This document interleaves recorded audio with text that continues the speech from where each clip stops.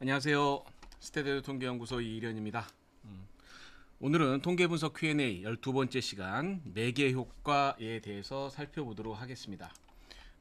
오늘은 그 매개 효과 중에서도 주로 모델 4번 단순 매개와 병렬 매개에 대한 얘기들로 한번 살펴보도록 하겠습니다.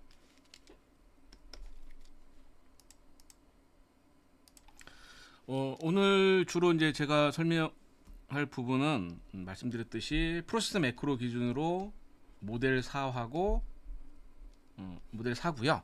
모델 4로 되어 있는 모델은 어떤 거냐면 이거죠. 독립 변수와 종속 변수가 있을 때, 매개 변수가 있을 때 이렇게 되어 있는 것이 모델 4번의 매개 효과입니다. 그 중에서도 매개 변수가 하나가 있으면 단순 매개라고 하는 거고, 여기에 매개 변수가 하나 더 있으면 이렇게 있죠. 이렇게 있으면 역시 모델 4번의 매개꼴입니다. 복수 매개라고도 하고 병렬 매개, 패러럴 뭐 이렇게라고 이야기하는 겁니다. 그래서 요거에 대해서 살펴보도록 할 거고요. 요 내용들은 어떻게 살펴볼 거냐면 저 게시판에 올라온 Q&A들 중에서 몇 가지들을 한번 차례대로 보면서 살펴보도록 하겠습니다. 자, Q&A 한번 볼까요?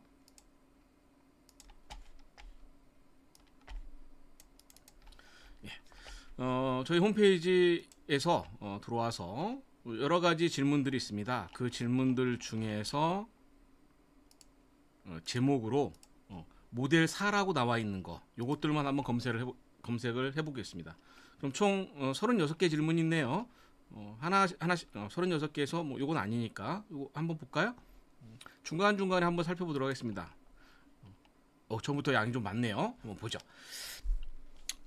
프로세스 매크로 모델 4를 시행했다. 그래서 토탈 이펙트, 다이렉트 이펙트가 유의하지 않게 나왔다. 그럼 여기까지만 그림을 그려보면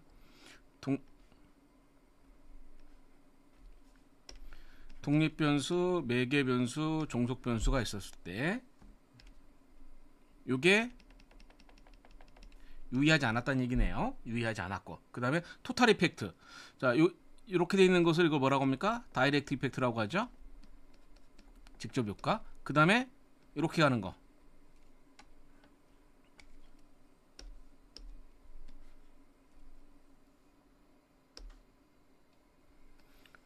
이거 잠시만요.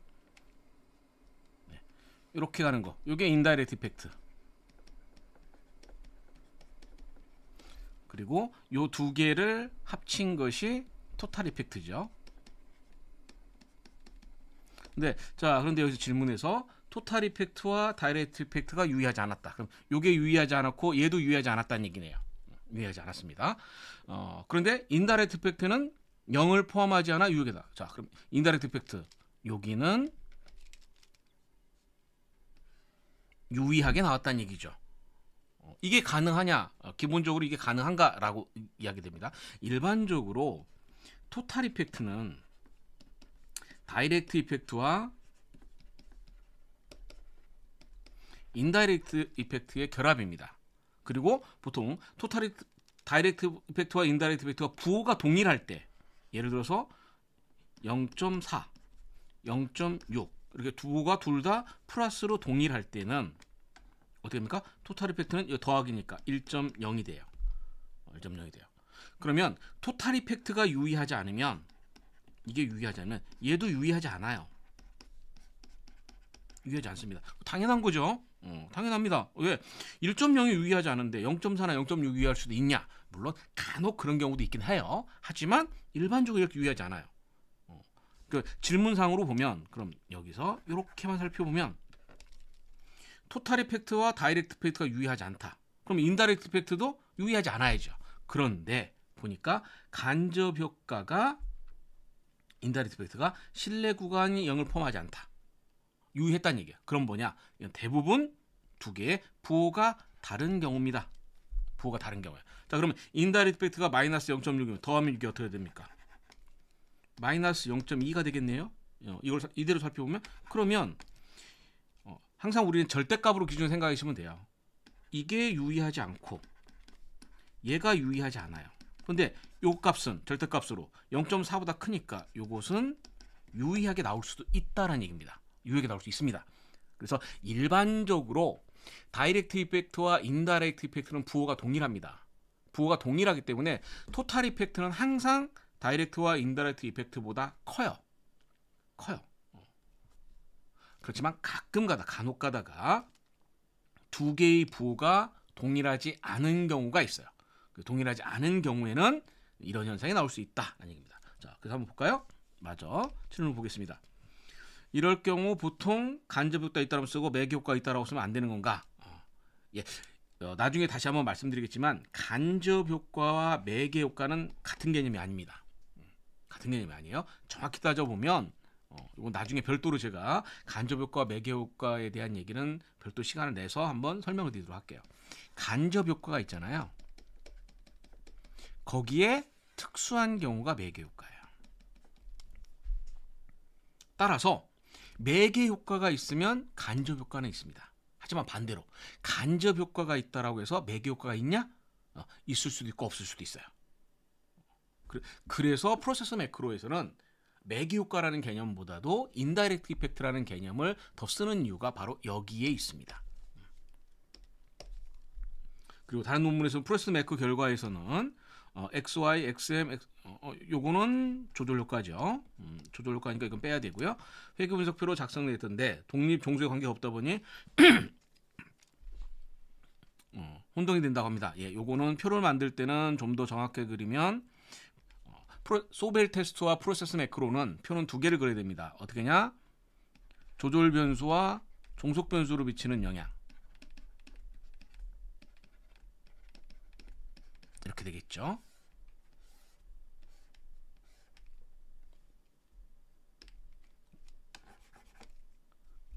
상수, 그 다음에 뭐 통제 변수들 쓰고 독립 변수, 매개 변수가 있었을 때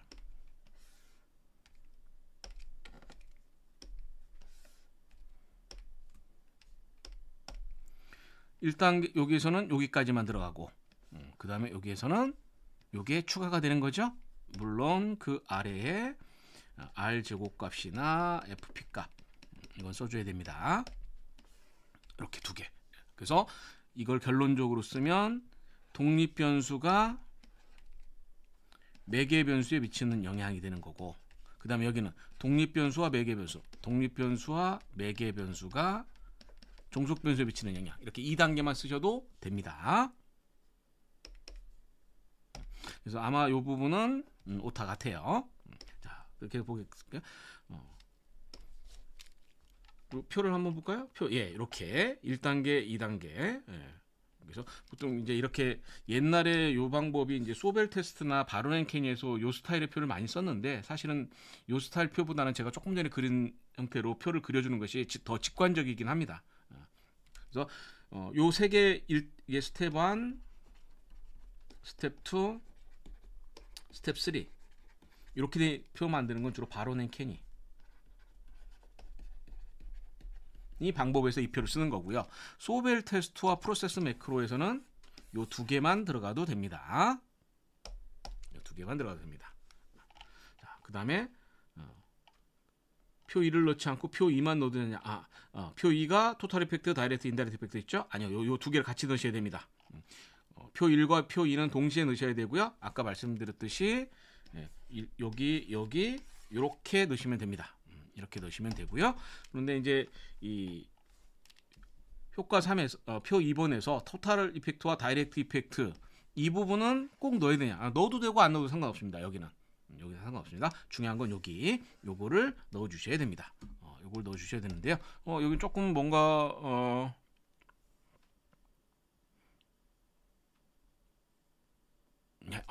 여기 보죠. 아까 1번 표에서 나왔는데 여기 보시면 다이렉트 이펙트가 3191. 여기 다이렉트 이펙트는 여기를 얘기하는 겁니다. 요게 3일 여기서 유의하지 않았던 거예요. 유의하지 않았던 거고요. 그 다음에 총효과. 총효과는 요 두 개를 더한 것이 이렇게 되니까 이런 게 되니까 95m 실내 구간 안에 0이 포함하고 있죠. 유의하지 않아요. 여기도 유의하지 않고요. 여기는 포함하고 있지 않기 때문에 유의합니다. 근데 여기서 하나 재미난 게 있었죠. 부호가 동일하잖아요. 근데 더 큰 값이 유의하지 않은데 더 작은 값이 유의할 수 있느냐라는 얘기예요. 일반적인 경우에 이렇게 나오는 건 굉장히 드문 일입니다. 그럼 아까 앞에서 얘기했듯이. 근데 이렇게 나올 수도 있어요. 왜 그러냐면 전에 이제 제가 강의에서 설명을 드렸는데 회귀 분석에서 이제 T값, P값 계산하는 공식이 어떠냐면요. 이렇게 됩니다. 이게 T예요. 정규성 가정했을 때.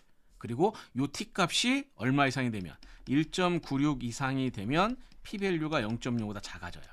그래서 B값 자체만 가지고 따져보면 이 B값이 훨씬 큰데 왜 0.2042는 유의하고 0.5233은 유의하지 않냐? 이유는 뭐냐? 바로 표준 오차 때문에 그렇습니다. 표준 오차가 어떻습니까? 굉장히 크죠? 그러면 대충 계산해도 그럼 T값을 만약에 계산한다라고 치면 0.497에서 0.523이니까 어떨까요? 대충 1.2 정도 나오겠네요. 1.2 정도. 근데 여기는 0.1256에서 0.2042가 나오니까 한 1.8, 1.9 뭐 이 정도 나올 것 같네요. 그러니까 이렇게 나오니까 당연히 얘가 P밸류가 요것보다 더 작게 나오는 거예요. 작게 나온 겁니다. 자, 그런데 아까 말씀드렸듯이 요거는 뭐냐? 정규성 가정을 했을 때 회귀 분석에서는 요게 성립이 됩니다. 그러나 부트스트랩을 할 때는 반드시 성립되지 않습니다. 자, 그다음 세 번째 질문. 기본 가정은 없는데, 예, 프로세스 매크로에서 기본 가정은 존재하지 않습니다. 기본 가정은 존재하고, 왜냐하면 프로세스 매크로는 기본적으로 뭐냐면 부트스트랩을 이용을 합니다. 부트스트랩을 이용하면 어떤 장점이 생기냐면 정규성 조건에서 자유로워요. 정규성 조건이 없어요. 왜냐하면 정확히 따지면 부트스트랩을 하게 되면 뭐가 되냐? 정규성 가정을 만족합니다. 정규성 가정을 만족해요. 그렇기 때문에 그냥 분석해도 무방한 거예요. 그래서 프로세스 매크로로 매교과 간접 효과를 때 기본 가정이 없는데 가정이 없네요. 예, 맞습니다. 단 정규성 조건이, 자, 프로세스 매크로를 이용한 부트스트랩을 이용하기 때문에 정규성을 만족한다고 했잖아요. 그러면 제가 강의하면서도 많이 하는 얘기 중에 하나가 어떤 얘기가 있냐면 이런 얘기가 있어요. 정규 분포, 정규성이라는 조건이 나오면 무조건 따라 나오는 개념이 있어요. 뭐냐? 등분산성. 등분산성이라는 개념이 있습니다. 그래서 프로세스 매크로를 이용하더라도 이것이 정규성을 가정을 만족했다 하더라도 등분산성의 만족 여부는 확인하셔야 됩니다. 등분산성 만족 여부를 확인하셔야 돼요. 그래서 등분산성을 만족했을 때와 만족하지 못했을 때의 분석이 달라집니다. 회귀 분석, 프로세스 매크로에서 메뉴를 살펴보시면, 프로세스 매크로 메뉴인데요. 옵션 중에 여기 옵션에 보면 여기 있어요. 이 부분이. 헤트로 스캐터 더 스티. 발음이 오늘 또 안 되네요. 발음이 잘 나올 때는 아주 잘 나오는데 안 나올 때는 안 나옵니다. 발음이 좀 어려워. 이게 이분산성이라는 얘기예요. none이라고 돼 있죠? 그럼 뭐냐? 이분산이 아니다. 그러면 등분산이라는 얘기예요. 등분산이래. 그러면 등분산일 때 이거 쓰시면 돼요. 그런데 만약에 등분산 조건을 만족하지 못하면 여기 요 방법이 이렇게 몇 가지가 있어요. 5가지가 있는데 그 중에서 세 번째 방법으로 쓰면 이분산 보정이 됩니다. 이분산 보정이 됩니다. 그래서 프로세스 매크로를 쓴다고 해서 무조건 그냥 돌리는 것이 아니라 무엇을 해주셔야 되냐? 등분산 가정을 확인해봐서 등분산을 만족하는지 못하는지 확인해서요. 등분산을 만족한다라고 하면 쓰시면 되고, 만족을 못하면 이렇게 놓고 분석을 해야 됩니다. 그러면 분석 결과가 달라집니다. 그러면 우리 오늘 과정은 아니지만 등분산 검정을 어떻게 하면 되냐? 등분산 검정을 어떻게 하면 되냐면요. 자, 분석해 보시면 회귀 분석에 레주디알 테스트라는 게 있어요. 선생님들 컴퓨터에는 없을 거예요. 요거는 제가 만든 매크로이기 때문에 요 매크로 다운로드 받고 설치하는 방법은 제 유튜브 보시면 설명되어 있으니까 확인해 보세요. 요거 누르시면 이렇게 나와요. 그러면 디펜던트 베리어블 종속 변수죠. 인디펜던트 베리어블 독립 변수죠. 그래서 어떻게 하시면 되냐? 우리 프로세스 매크로 돌리면 스텝 1하고 스텝 2 한다고 했었죠. 이거 하잖아요.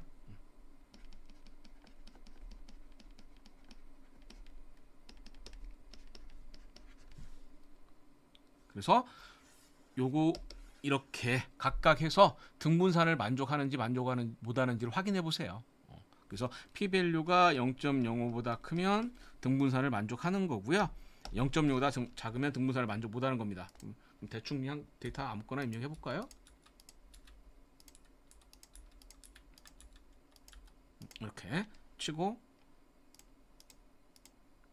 여러 개 있으니까 독립변수 여러 개 넣어도 된다는 얘기입니다.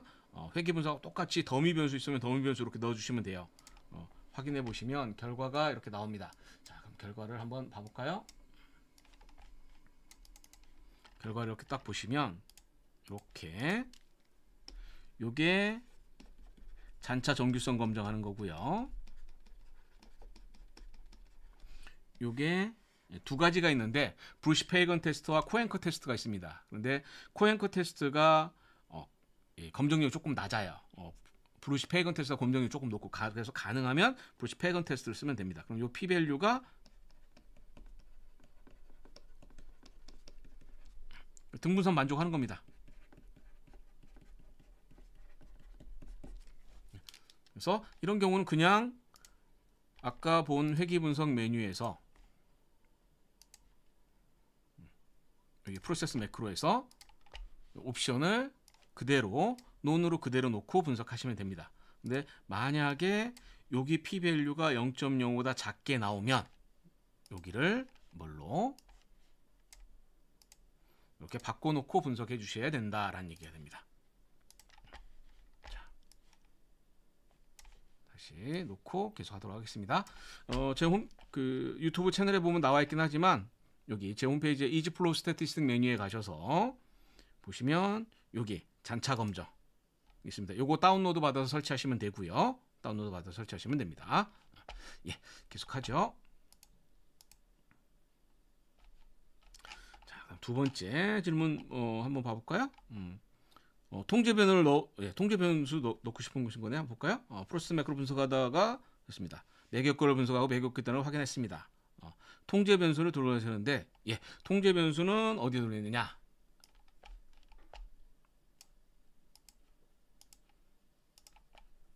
여기다 넣으시면 됩니다. 코베레이트에다가 통제 변수 넣으시면 됩니다. 이거는 매개 효과, 조절 효과, 조절된 매개가 모두 공통입니다. 통제 변수가 있으면 주로 통제 변수는 어떤 변수를 넣습니까?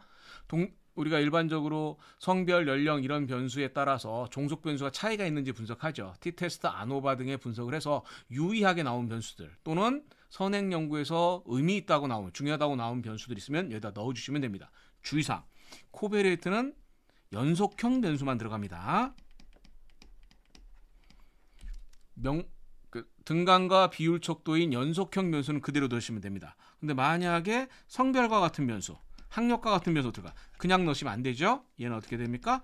더미 변수로 만들어서 이 자리에 넣어서 분석하시면 됩니다. 예. 자, 그다음 질문 볼까요? 예, 방법은 동일합니다. 예, 좀 전에 했던 방법 그렇게 넣으시면 되고요. 자, 그다음 질문 볼까요? 모델 4번 여기 있습니다.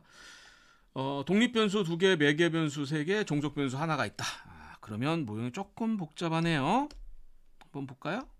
그러면 독립 변수가 2개니까 이렇게 들어가고, 매개 변수가 3개니까 이렇게 들어가고, 종속 변수 하나니까 이렇게 되겠네요. 그러면 이렇게 가는 매개 효과가 하나 있을 거고, 물론 얘도 있을 거고요. 이렇게 가는 모형이 되네요. 프로세스 모델을 활용했습니다. 총효과, 직접효과를 모두 해서 영의 값이 존재하는 것으로 나타날 경우, 예, 중요한 건 여기 아니죠. 총 매개 효과 아닙니다. 자, 이걸 따져보면 이제 인다이렉트 이펙트가 몇 개가 나오냐면 여러 개 나오죠. 자, 차례대로 볼게요. 여기에서 나올 수 있는 인다이렉트 이펙트 개수는, 요거는 프로세스 매크로 모델 4번으로 2번 돌리셔야 됩니다. 모델 4번으로 2번 돌리셔야 되는데, 예를 들어서 어떻게 하는 거냐면,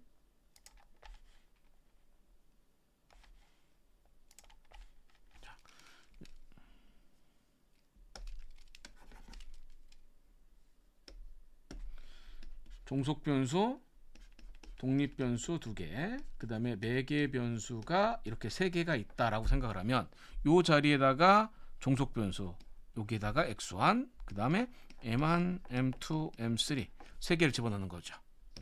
3개를 집어넣고 여기다가 모델 4번으로 바꿔주겠죠?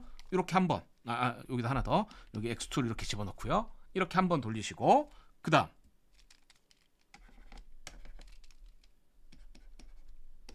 이렇게 한번 돌리고 2번 돌리셔야 됩니다. 이게 2번 돌려야 됩니다.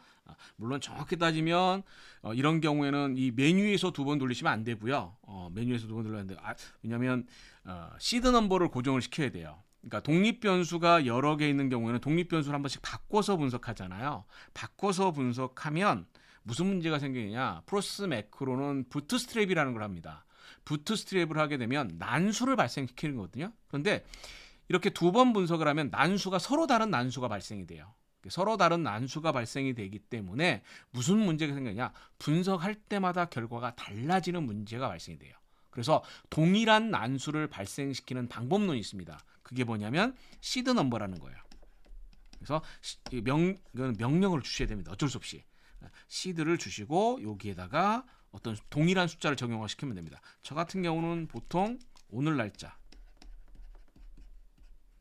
오늘이 15일인가요? 16일인가요? 이렇게 보통 이렇게 주셔야 됩니다. 명령하는 거는 지금 수준이 좀 어려우니까 그냥 넘어가고 일단 이렇게 놨어요. 그러면 매개 독립 변수가 2개고 매개 변수가 3개고 종속 변수가 하나니까 간접 효과 개수는 몇 개 나오냐? 하나, 둘, 셋.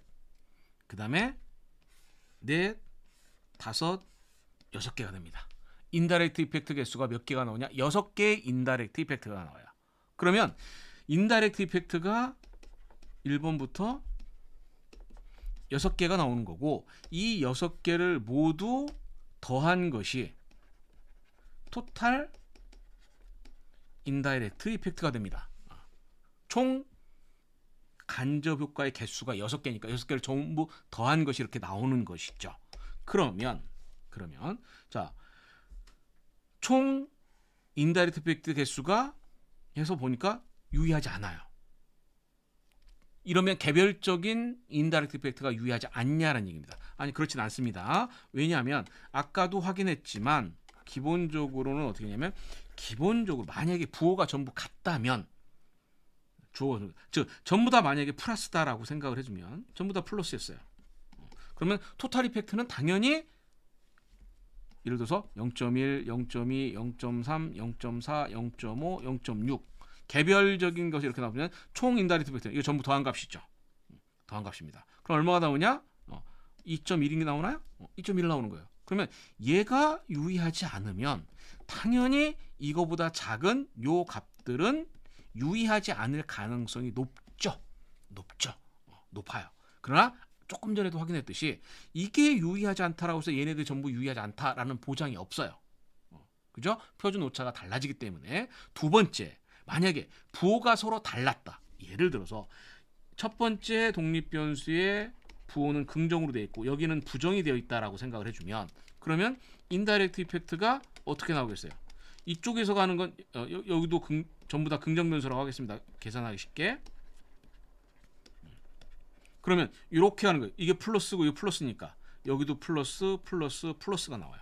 그런데 여기는 이렇게 가는 게 마이너스잖아요. 긍정에서 부정이니까. 여긴 플러스고. 그럼 이렇게 가는 건 결국 뭐냐? 마이너스 가는 거야. 그럼 마이너스니까 더해주면 어떨까요? 예를 들어서 요 세 개는 플러스, 요 세 개는 마이너스가 나올 수 있는 거죠. 자, 이렇게 부호가 다를 때는 결과가 서로 상반된 결과가 나올 수 있습니까? 반드시 그런 건 아니다라는 얘기예요. 자, 총 효과는 실내 0을 존재하지 않고 유의하다는 얘기죠. 직접 효과 총 매개 0이 포함하는 곳에 나타날 경우에도 어떻게 하면 됩니까? 이런 경우는 병렬 매개 효과를 할 때는 개별적인 매개 효과를 각각 확인하셔야 된다라고 말씀드릴 수 있어요. 그런 내용들이 좀 나와 있으니까 한번 확인해 보세요. 자, 그 다음 질문 또 한번 볼까요? 이것도 한번 보죠. 뭘까요? 정리하셨는데 독립변수 매개 변수가 이렇게 나오는데 참고적으로 우리가 이제 매개 효과하고 조절 효과를 얘기할 때는 여기에 있는 요게 이 값이 뭐냐? 요건 전부 다 빅값입니다. 일반적으로 단순회계 분석, 다중회계 분석을 할 때는 우리가 해석을 주로 뭘로 합니까? 베타로 하죠. 표준화 계수로 합니다. 하지만 매개 효과와 조절 효과를 할 때는 표준화 계수가 아닌 뭘로? 비표준화 계수, 빅값으로 하는 것이 더 좋은 방법입니다. 그리고 사실 실제적으로 매개 효과와 조절 효과는 전부 B로 설명이 되어 있습니다. 그리고 매개 효과에서는 베타는 출력이 됩니다. 조절 효과에서는 베타 자체가 출력 자체가 안 됩니다. 왜냐하면 아직 조절 효과에서는 베타를 안정적으로 만들어낼 수 있는 공식이 존재하지 않습니다. 그래서 빅값만 가지고 얘기하는 거고 매개 효과, 간접 효과에서 베타는 참고 자료로 생각하셔야 됩니다. 자, 그래서 이런 경우 살펴보면 여기에 있는 빅값이 이렇게 나올 수 있느냐 이거죠. 베타 값은 표준화 시켜졌기 때문에 마이너스 1에서 1 사이에 나옵니다. 비표준화 계수인 베타는 마이너스 무한대에서 플러스 무한대까지 나올 수 있어요. 그래서 만약에 회귀 분석 결과를 봤는데 베타 값이 있었다. 경로 분석 구조 방정식도 마찬가지예요. 베타 값이 있는데 이 베타 값이 마이너스 1에서 1 사이에 나와야 돼요. 이거를 벗어난 1.2가 나왔다. 이런 거는 모델이 안 좋은 모델입니다. 분석하시면 안 된다는 얘기예요. 결론은 여기서 이렇게 이 값이 나올 수 있느냐? 예, 나올 수 있습니다. 자, 그 다음 질문 또 볼까요? 신뢰 구간. 프로세서 매크로에서 대부분 5,000번, 신뢰 구간 95%인데 10,000번 이렇게 사용하는 경우도 있다. 예, 신뢰 구간은 이렇게 사용하시면 안 됩니다. 신뢰 구간은 학술 논문에서는 얼마를 쓰느냐? 95% 신뢰 구간을 사용합니다. 컨피던스 인터벌을 사용하셔야 돼요. 횟수를 늘렸다라고 해서 90% 사용하시면 안 됩니다. 자, 그런데 그러면 5,000번, 10,000번 이렇게 했는데 저 같은 경우 어떻게 하냐? 저는 분석을 할 때는 처음에 5,000번으로 분석을 합니다. 그러나 실제 논문에 들어갈 때는 마지막 최종 라이팅하는 단계에서는 뭘 쓰냐? 저는 부트스트래핑 횟수를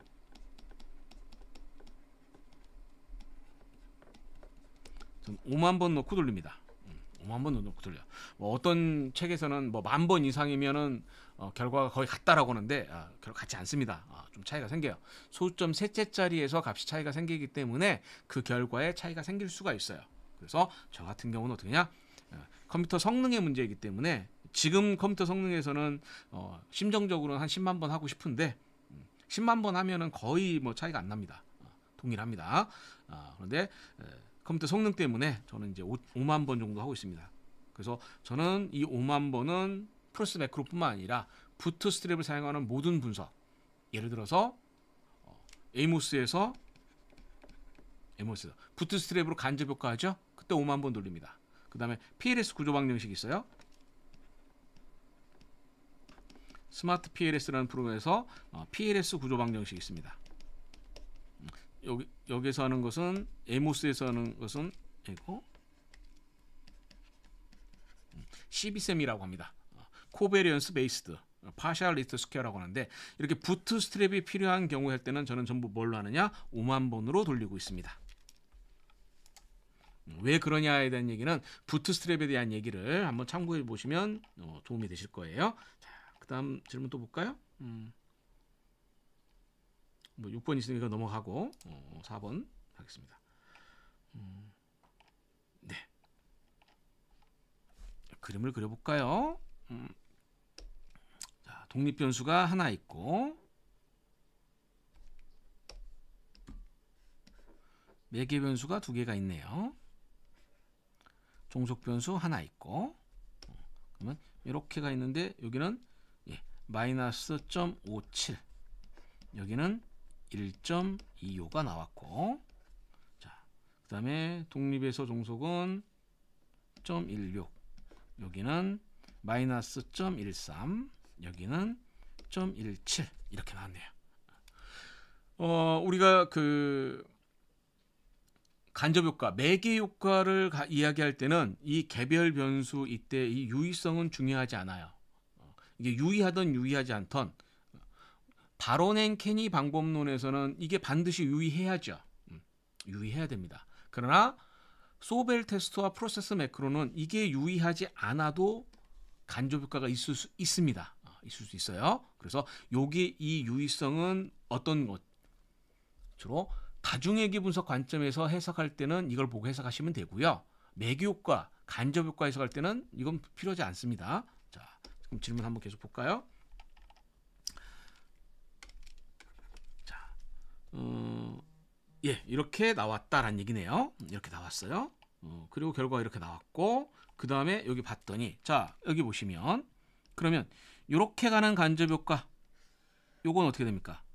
마이너스 57 곱하기 마이너스 0.13에서 얼마가 나오냐? 0.08이 나온 거예요. 자, 그 다음 이렇게 가는 간접 효과는 1.25 곱하기 0.17 부가 주머니가 이렇게 놓고요. 계산하면 얼마가 나오냐? 0.22가 나온 거죠. 요게 간접 효과 1, 요게 간접 효과 2. 두 개를 합친 게 0.30이네요. 이게 토탈이네요. 토탈 인다이렉트 이펙트가 됩니다. 그런데 082인데 다르죠? 이건 왜 다르냐? 소점 셋째 자리에서 반올림 했기 때문에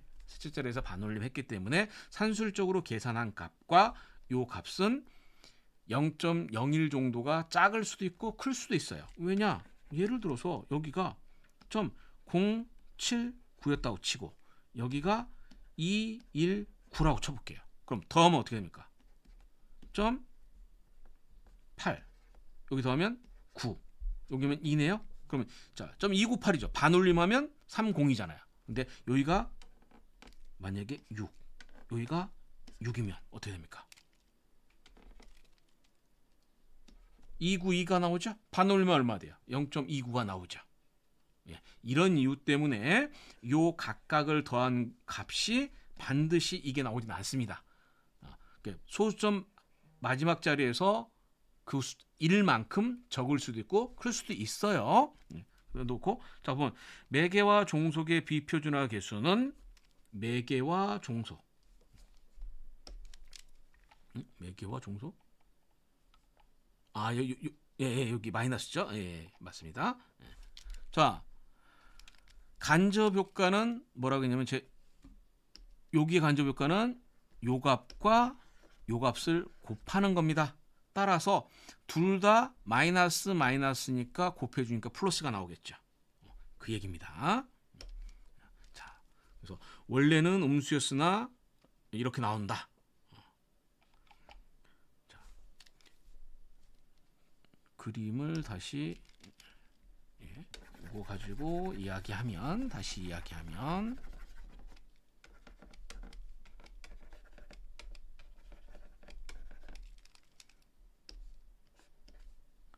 매개의 1에서 종속이 여기는 부호가 마이너스였다. 근데 간접 효과를 보면 플러스로 나온다. 양수인다.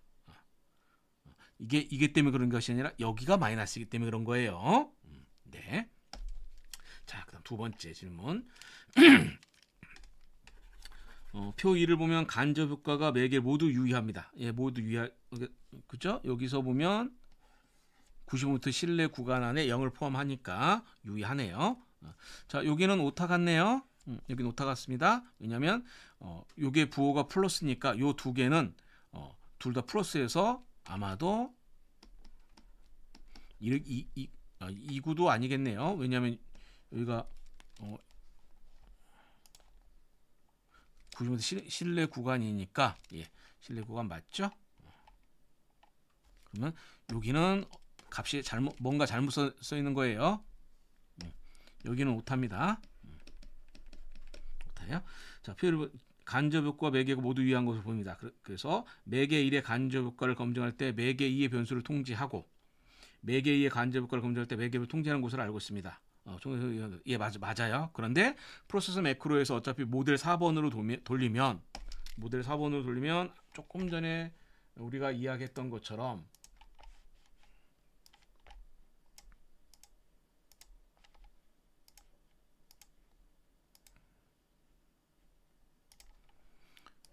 여기에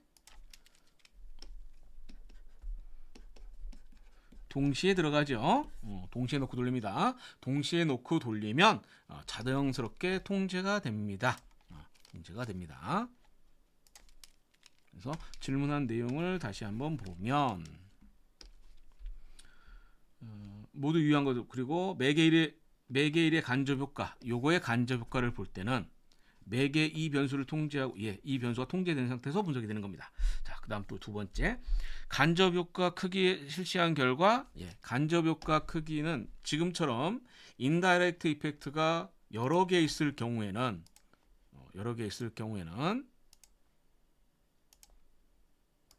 프로세스 매크로를 돌리실 때 옵션에 가시면 요거 페어와이즈 콘트라스트 오브 인다이렉트 이펙트 그러면 자 요렇게 나온 간접 효과가 0.2였고 요렇게 간접 효과가 0.28이었잖아요.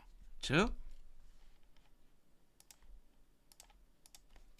여기 요렇게 나오는 것이 0.08 그 다음에 요렇게 가는 인다이렉트 이펙트가 0.2가 됐어요. 그럼 요 둘 사이에 크기가 매개 효과의 크기가 얘가 크죠. 22908이니까. 근데 이게 크다라는 것을 밝혀주기 위해서 뭐예요?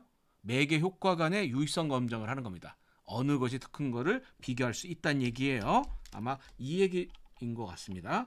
봤더니 보면 0.08이고 0.22니까 요 둘 사이 차이가 얼마 납니까? 0.16만큼의 차이가 나네요. 이게 B고 델타 B 0.16만큼 차이가 나요. 그래서 자, 여기서 여기를 빼보면 마이너스 149군요. 제가 산수를 잘못했습니다. 여기서 이렇게 뺐으면 마이너스 0.14고 여기서 뺐으면 플러스 0.14가 되겠죠. 어쨌든 이렇게 나왔고 요 사이에 실내 구간이 역시 포함하지 않습니다. 0을 포함하지 않아요. 그러니까 요 두 개 간에는 유의한 차이가 있다라는 얘기고 결론은 이게 결론이죠. 이게 결론입니다.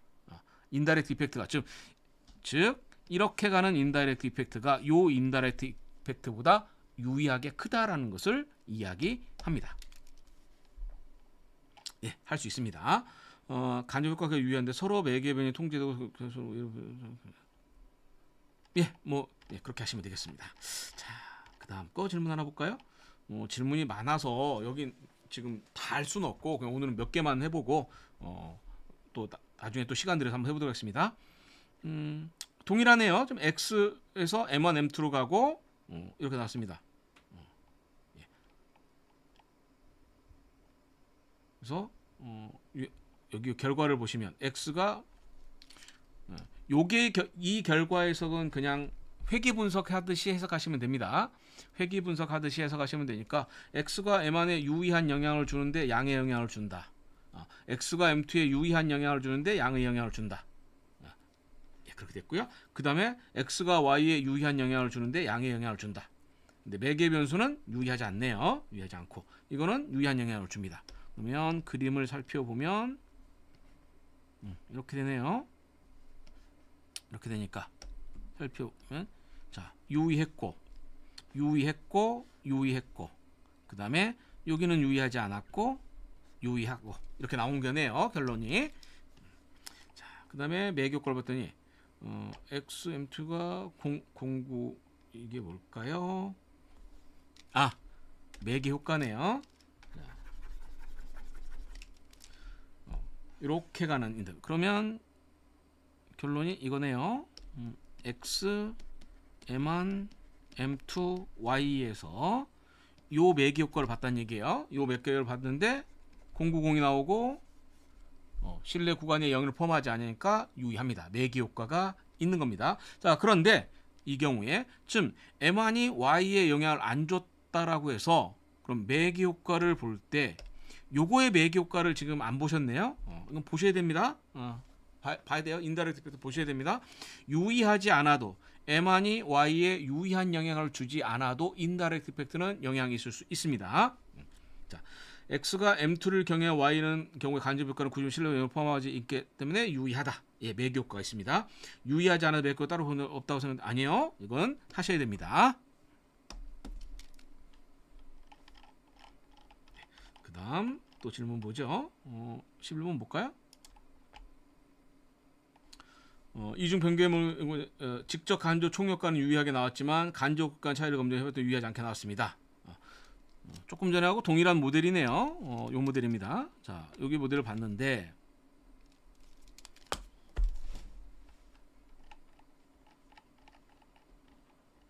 여기 그림 있네요. 자, 했는데 인다이렉트 이펙트가 얘도 유의했고 얘도 유의했다는 얘기죠. 그럼 이게 인다이렉트 이펙트 1하고 인다이렉트 이펙트 2가 있을 거예요. 그럼 요 둘 사이에 유의성 검증을 했더니 여기의 유의성은 유의하지 않았다는 얘기죠. 예를 들어서 여기가 0.14, 여기가 0.15, 뭐 이런 경우죠.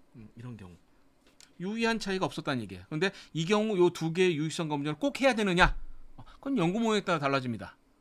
연구 모형에서 요 둘 유의 매개 효과 간에 비교를 하고 싶으면 유의성 검증을 하는 거고요. 유의성 검증을 해서 두 간접 효과 간에는 유의한 차이가 없다. 그렇게 이야기하시면 됩니다. 네. 그다음 12번.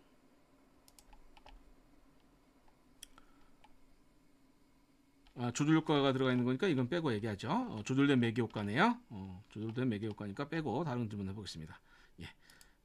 16번.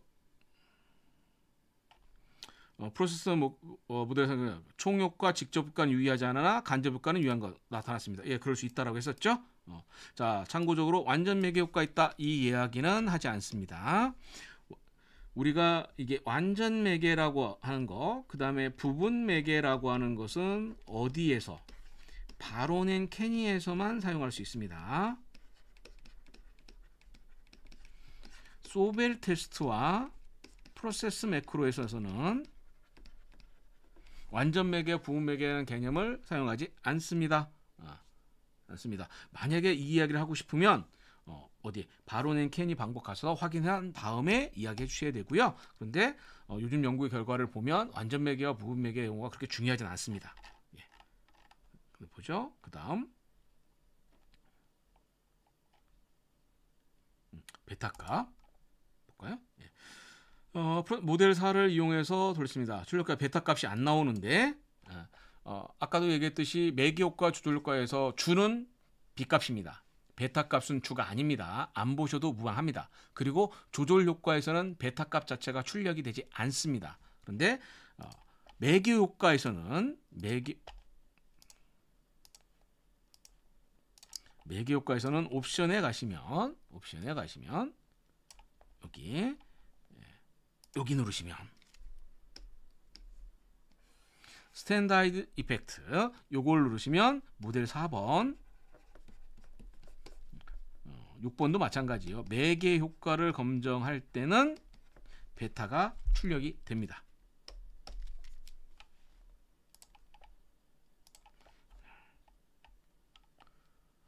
매개 검증할 때 바로넨 캐니를 구해야 될까? 이거는 연구자가 조금 전에 말씀드렸죠? 나온다고 얘기했으니까 그거 쓰시면 되고요. 예, 그 다음 넘어가겠습니다. 예, 이거 조금 재미난 질문 나왔네요.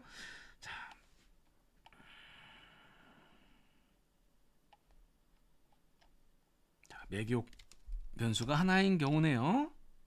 독립 변수 있고 매개 변수 있고 종속 변수가 있습니다. 한번 볼까요? 차례대로 보면 일반 직접 효과, 간접 효과, 부가 일반적 플러스인데 마이너스가 나올 수 있습니다. 왜냐하면 여기가 부정, 여기가 긍정이면 부정, 긍정이면 어떻게 될까요? 예를 들어서 스트레스, 우울, 삶의 질. 스트레스가 높으면 우울이 어떨까요? 높죠? 우울하고 삶의 질 따지면 낮죠? 마이너스. 그러면 여기가 부호가 마이너스가 나올 수가 있어요. 이런 식으로 나올 수가 있습니다. 그런데 보통 그럼 이렇게 따지면 스트레스하고 삶의 질이니까 어떻게 됩니까? 여기는 당연히 마이너스가 나와야죠. 그런데 그러면 직접 효과는 마이너스고 직접 효과 마이너스고 간접 효과도 플러스 마이너스가 마이너스죠. 그러면 일반적으로는 이렇게 직접 효과와 간접 효과의 부호가 만약에 여기도 둘 다 플러스면 플러스가 나오고 긍정이면 플러스가 나오고 부정이면 플러스가 나옵니다. 그런데 이렇게 긍정이나 부정이 섞여 있으면 부호가 바꿔질 수가 있습니다. 그런데 결과를 봤더니 총효과가 마이너스 1, 2, 직접 효과가 마이너스 그러면 여기가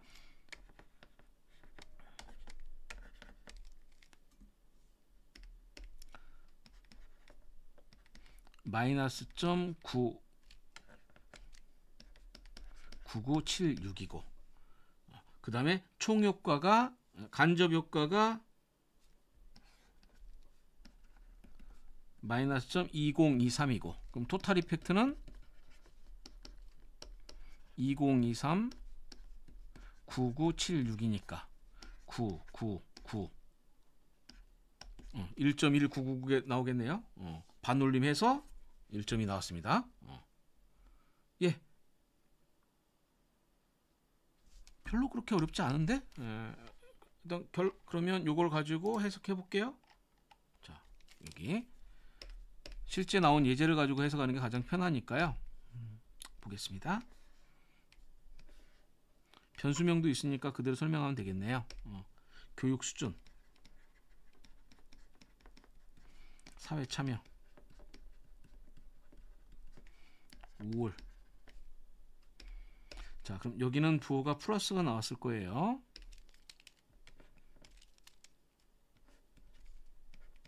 교육 수준이 높으면 사회 참여가 높아질 거다라는 얘기일 거예요.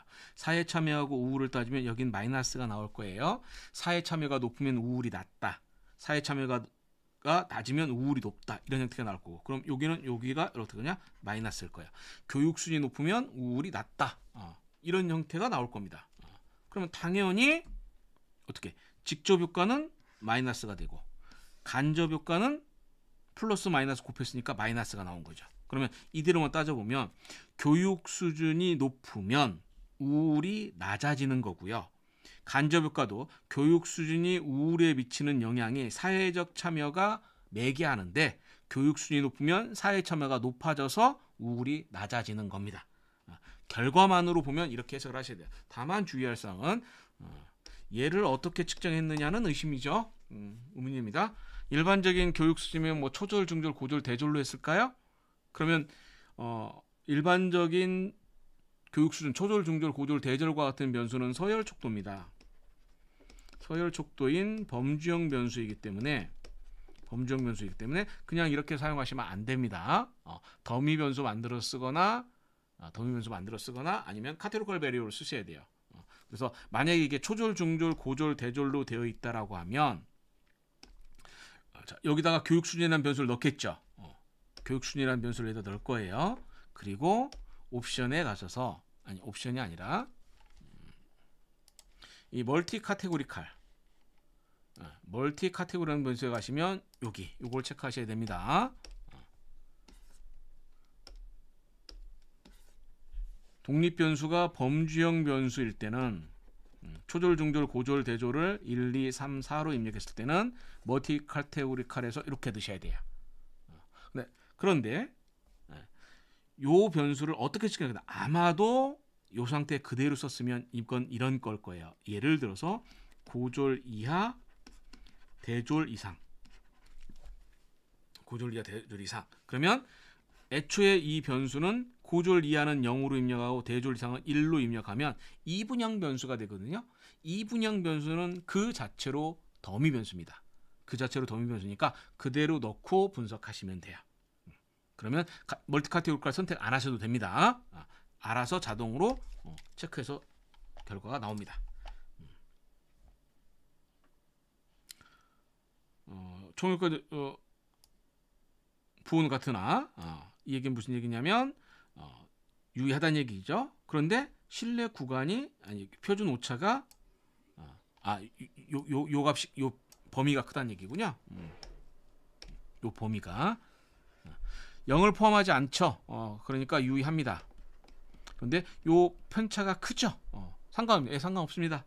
왜냐하면 요 실내 구간은 요 B값과 표준 오차에 의해서 결정이 납니다. 대략적으로 어떻게 생각하시면 되냐면 요 이펙트를 이제 B라고 쓸게요. 그래서 플러스 마이너스 1.96의 SE 이렇게 계산하시면 됩니다. 계산하기 쉽게 이렇게 생각하시면 돼요. 자, 간단히 생각해주면 B가 마이너스 1.2고 SE 값이 대충 0.5니까 2배 해주면 얼마입니까? 1이네요. 그러면 B에서 마이너스 1.2에서 플러스 마이너스 1을 대주면 더 곱해주면 마이너스 0.2에서부터 마이너스 2.2까지 나오겠네요. 그죠? 쓸 때는 반대로 써줘야 되니까 마이너스가 있으니까 대략적으로 이렇게 나옵니다. 따라서 표준 오차가 크면 당연히 요 범위는 넓어집니다. 요 범위는 넓어져요. 그런데 이 표준 오차는 이 데이터 단위에 따라 움직이는 거기 때문에 B값이 크면 표준 오차는 당연히 크게 나오는 것이 일반적입니다. 자, 그다음 질문. 오늘 뭐 다 하기 힘드니까요. 2개만 더 보고 말까요? 2개만 더 보고 오늘은 마치도록 하겠습니다. 자, 이거 하나 볼까요? 총효과, 직접효과 모두 유효하게 나오는데 간접 효과가 직접 효과보다 커야 의미가 있는 것이 상관없습니다. 이 직접 효과가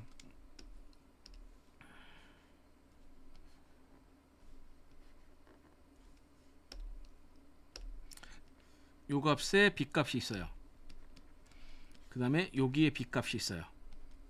그러면 이게 이렇게 나와야 되느냐 라는 거 있죠. 반대구나. 이렇게 나와야 되느냐? 아닙니다. 같아도 되고요, 작아도 됩니다. 상관이 없습니다. 그거는 아무 관계 없습니다. 자, 마지막 하나만 더 해볼까요?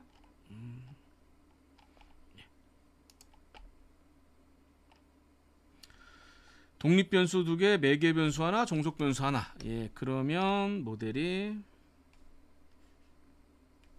이렇게 되겠네요.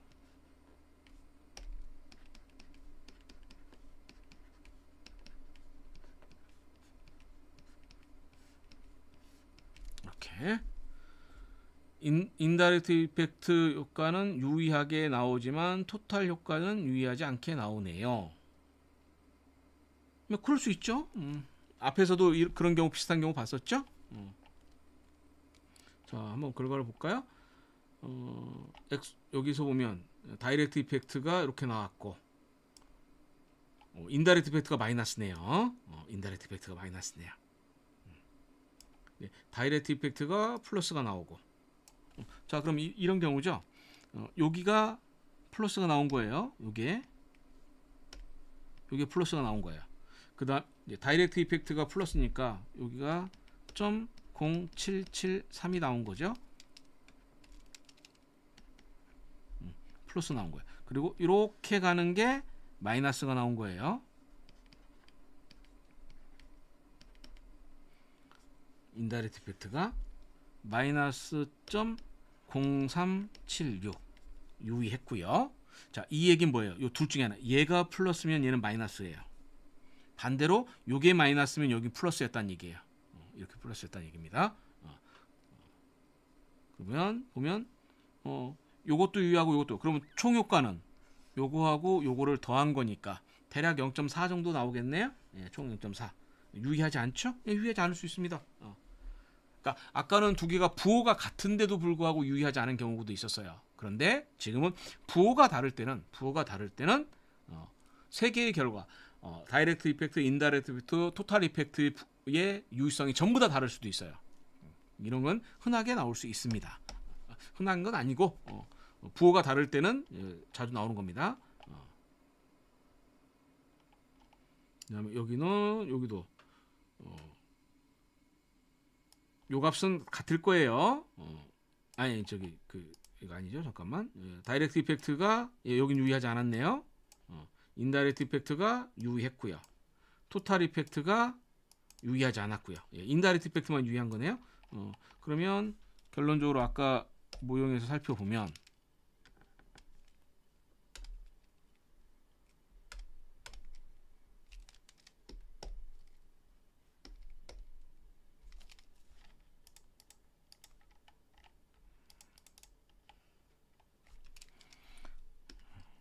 이거 뭐가 잘못됐나 보네요. 자, 그럼 여기서 보면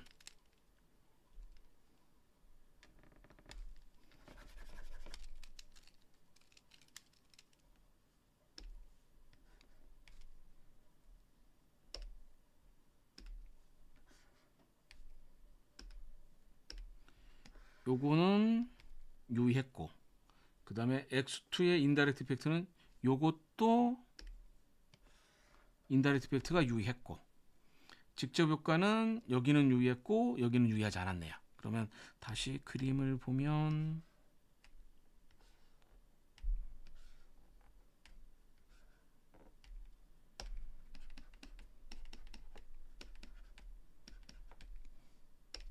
자, 유의했고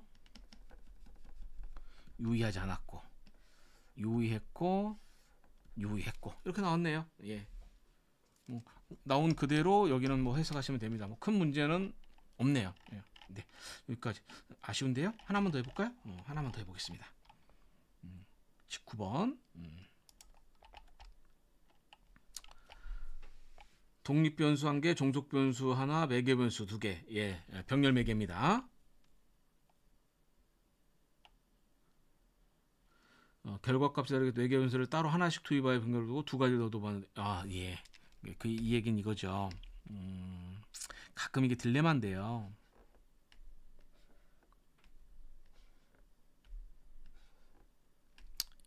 이렇게 돼 있는데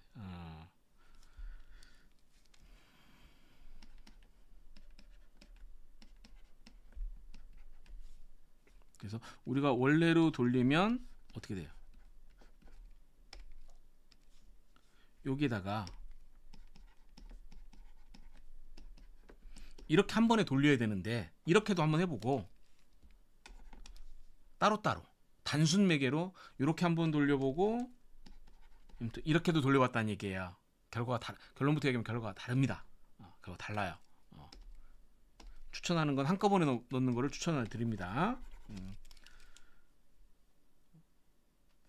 두 가지를 더도 보았는데 종속 변수의 매개 독립 함께 투입했을 때 매개 변수가 유의하지 않게 났는데도 독립변 매개변수 함께 투입했을 때 매개 변수가 유의하지 않게 나오지 않는데도 매개 효과를 사용이 되는 것인지 상관없습니다. 직접 간접효과가 나타나는 결과표에서 직접 효과가 여기 x에서 y로 가는 게 0이 존재하는데도 유의하지 않은데도 직접 효과, 간접 효과도 총 효과 제도 상관이 없나? 가능합니다. 자, 결론 이거예요. 지금 여러 가지가 나오는데 요거는 유의하지 않았어요. 그런데 얘는 유의했어요. 유의했어요. 그러면 요게 다이렉트 이펙트고 요게 인다이렉트 이펙트고 그 다음에 여기까지도 있겠죠. 유의할 수도 있고 유의하지 않을 수도 있고. 그러면 다이렉트 이펙트 하나가 나오고 인다이렉트 이펙트가 두 개가 나오겠네요. 그러면 전부 더한 것이 토탈 이펙트고. 이렇게 해도 되느냐? 가능합니다. 상관없습니다. 상관없습니다. 그냥 이렇게 나오는 경우도 뭐 그렇게 드문 경우도 아니고요. 생각보다 자주 나오는 경우입니다. 직접 이렇게 사용하셔도 상관이 없습니다. 여기까지 하겠습니다. 오늘은 그래서 지금 어디까지 했나요? 19번까지 했습니다. 19번까지 해서 여기까지 해서 오늘 이제 매교과 4번에 대한 얘기를 했고요.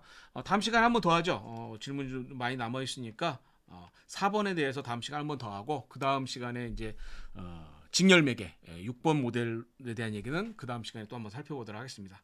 자, 오늘은 여기까지 해서 프로세스 매크로하고 뭐 바론 앤 케니도 중간중간 나오긴 했지만 모델 4번 단순 매개와 복수 매개, 병렬 매개라고 합니다. 패러럴이라고도 이야기하고요. 요거 각각 이 내용에 대해서 질문 한 15가지 정도 살펴봤습니다.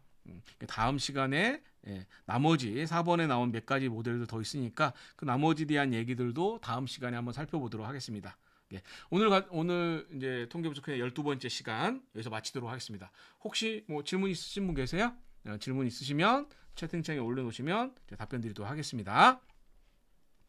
말씀드렸듯이 다음 시간에도 역시 모델 4번에 대한 이야기 조금 더 답변 드리고요. 그 다음 시간에는 모델 6번에 대한 이야기 하고 그리고 나서 조절효과 모델 1번에 대해서 질문 게시판에 올라오는 Q&A 위주로 차근히 하나씩 밑에서부터 제가 답변을 드리긴 했지만 답변 실제로 보면서 살펴보도록 하겠습니다. 그리고 지금 제가 이야기한 내용들은 역시 Q&A 답변이 들어가 있으니까 거기 한번 확인해 주시면 되겠습니다. 네. 질문 있으시면 하시면 제가 답변 드리도록 할게요.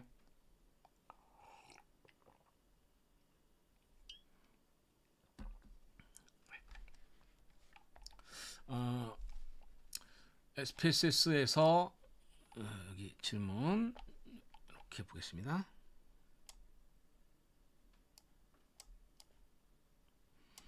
변수 보기를 엑셀로 내보내거나 하는 방법이 있나요?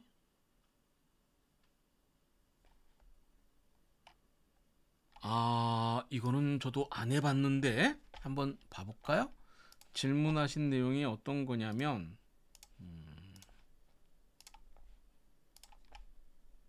오늘 과정하고 뭐 상관은 없긴 한데 예를 들어서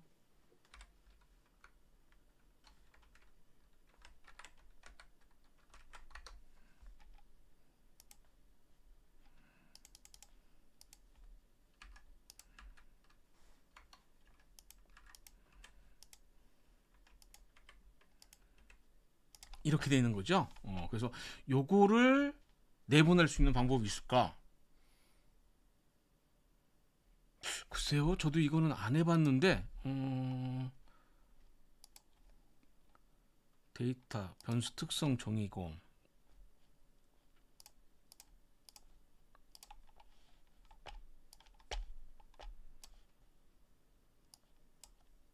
이건 정의하는 부분이고,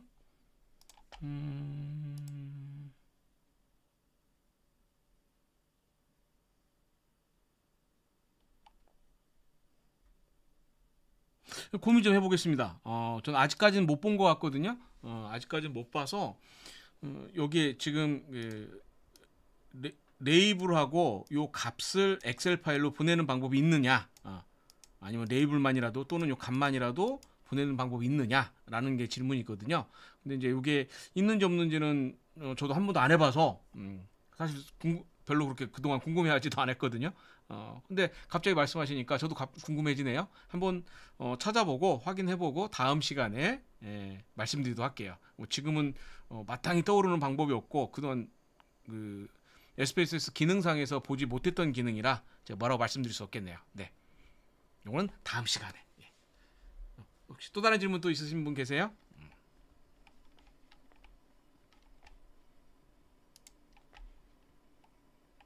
그래서 다음 시간에는 여기가 이제